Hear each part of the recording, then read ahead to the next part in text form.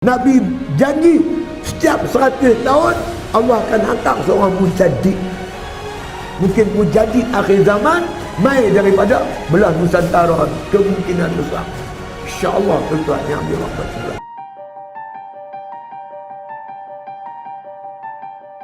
Assalamualaikum warahmatullahi wabarakatuh. Halo Sobat Milenial, hari ini saya akan membahas tentang masalah tahun 2024. Dan ramainya tahun 2024 itu disampaikan oleh Tuan Guru dari Malaysia yang bernama Siddiq Muhammad Nur. Ini dia cuplikannya. 2024 akan berlaku pilihan raya di Indonesia.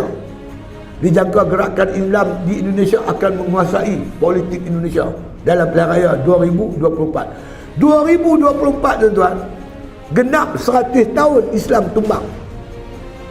Islam tumbang di Turki 1924. Mei 2024 genap setahun Islam tumbang. Nabi janji setiap 100 tahun Allah akan hantar seorang mujaddid.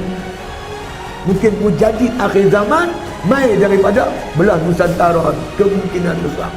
InsyaAllah tuan-tuan yang dirahmati. Dan berita ini berawal dari hadis Nabi yang intinya adalah Allah berjanji setiap 100 tahun Allah akan memunculkan mujaddid yang baru, dan berketepatan tahun 2024 atau tahun 1445 itu menjadi 100 tahun sempurnanya Islam. Dari hadis ini mungkin ada beberapa pertanyaan dan juga teori yang perlu kita bahas. Yang pertama adalah, apakah mujaddid hadis tersebut ini ada hubungannya tentang Imam Mahdi? Yang kedua adalah, siapakah generasi pertama, mujaddid generasi pertama hingga sekarang? Lalu yang ketiga, apakah mujaddid tersebut ini harus keturunannya Nabi Muhammad? Dalam kitab Syarhul Gharib ini menjelaskan tentang masalah man pada lafaz mujaddid di dalam hadis tersebut. Man tersebut ini adalah isim nakirah, atau kita pahami isim yang global. Dalam artian man tersebut ini bisa satu mujaddid, dua mujaddid, bahkan lebih. Dan di dalam kitab Syarhul Gharib juga menjelaskan tentang kriteria orang yang pantas menjadi mujaddid. Kriteria yang pertama, ini harus masyhuron ma'rufan ilaihi, atau kita pahami dengan seseorang yang masyhur dalam keilmuannya atau terkenal. Dan kriteria yang kedua, ini harus musyaron ilaihi fi kulli fanin min hadzal funun, atau seseorang yang menguasai di berbagai macam fan, di berbagai ilmu hadis, Al-Quran, tafsir, dan juga lain sebagainya. Dari kriteria-kriteria tersebut, apakah ulama-ulama Indonesia seperti Gus Baha, Ustadz Abdul Somad, dan juga lain sebagainya, apakah pantas menjadi mujaddid? Tulis di bawah komentar. Dan di dalam kitab Syarhul Gharib juga menjelaskan siapa saja mujaddid generasi pertama hingga generasi ke-6. Generasi pertama ada Umar bin Abdul Aziz. Di generasi kedua ada Imam Asy-Syafi'i atau Abu Abdillah Muhammad bin Idris Asy-Syafi'i. Dan dari kalangan Ashabi Abi Hanifah, Hasan bin Ziyad Al-Lu'lu'i. Dan dari kalangan Ashabil Maliki, Ashhab bin Abdul Aziz. Di generasi ketiga dari kalangan Ashabi Syafi'i, Abul Abbas bin Suraid. Dan dari kalangan Ashabi Abi Hanifah, Abu Ja'far Ahmad bin Muhammad bin Salamah As-Sohawi. Di generasi keempat dari kalangan Ashabi Syafi'i, yakni adalah Abu Hamid Ahmad bin Thahir Al-Isfiraini.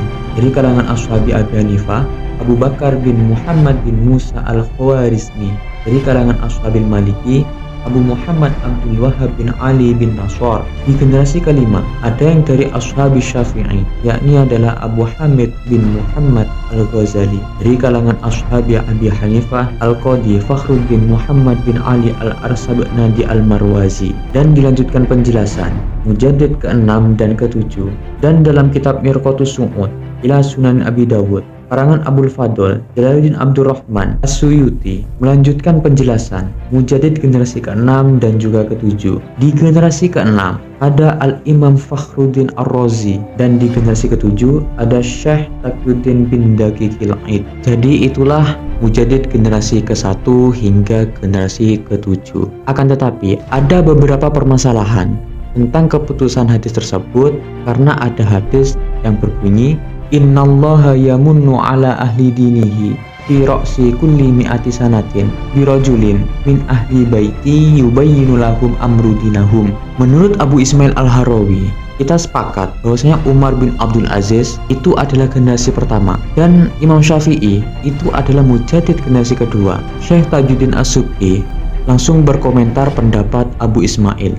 Karena hadis tersebut merupakan tambahan, maka Syekh Tajuddin As-Subki tidak bisa berkomentar mengenai hadis tersebut. Karena setelah generasi kedua, itu tidak ada seorang pun merupakan keturunan Nabi Muhammad. Dan mengapa kami tidak menemukan Ahlul Bait setelah 100 tahun kedua? Dan ternyata kami menemukan seorang pemimpin yang mengikuti madhabnya, yakni adalah madhab Asy-Syafi'i. Dia menaatinya dan mematuhinya. Dan siapakah pemimpin tersebut?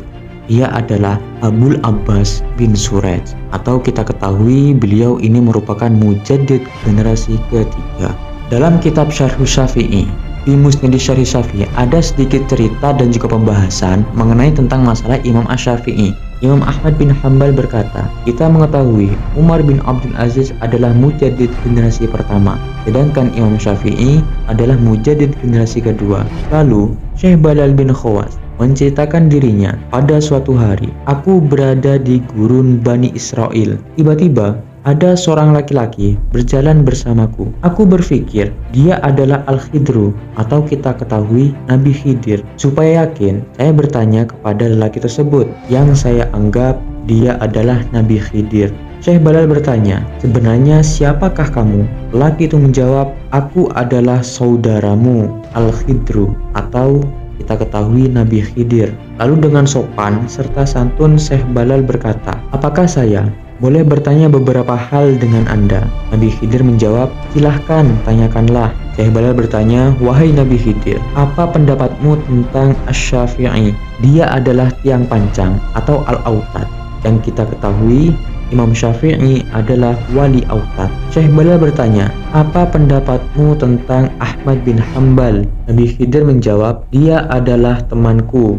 Syekh Balal bertanya lagi, apa pendapatmu tentang Bashar bin Haris? Nabi Khidir menjawab, dia tidak diciptakan setelahnya seperti dia. Syekh Balal bertanya lagi, dengan apa saya bisa melihat Anda? Nabi Khidir menjawab, dengan barokah atau doa ibumu. Setelah Syekh Balal bercerita, Imam Malik juga ikut berkomentar mengenai Imam Syafi'i yang merupakan murid beliau. Tidak ada Al-Quran yang datang kepadaku yang aku pahami selain pemuda ini. Yang dimaksud adalah Imam Syafi'i. Jadi itulah cerita Syekh Balal. Beliau luar biasa dikarenakan barokah dan juga doa ibunya. Dan kesimpulannya dari penjelasan tadi adalah, yang pertama, keluarnya Mujaddid ini bisa saja ada hubungannya tentang masalah keluarnya Imam Mahdi, dan juga bisa saja tidak ada hubungannya dikarenakan tidak ada bukti otentik dalam kitab salaf tentang masalah hubungan Imam Mahdi dan juga Mujaddid. Lalu yang kedua, Mujaddid tidak harus dari zuriyah atau keturunannya Nabi Muhammad dikarenakan Abul Abbas bin Suraj itu bukan dari keturunan Nabi Muhammad. Wallahu a'lam bishawab. Untuk keterangan selanjutnya saya akan membahas tentang masalah Imam Mahdi. Sekian dari saya. Assalamualaikum warahmatullahi wabarakatuh.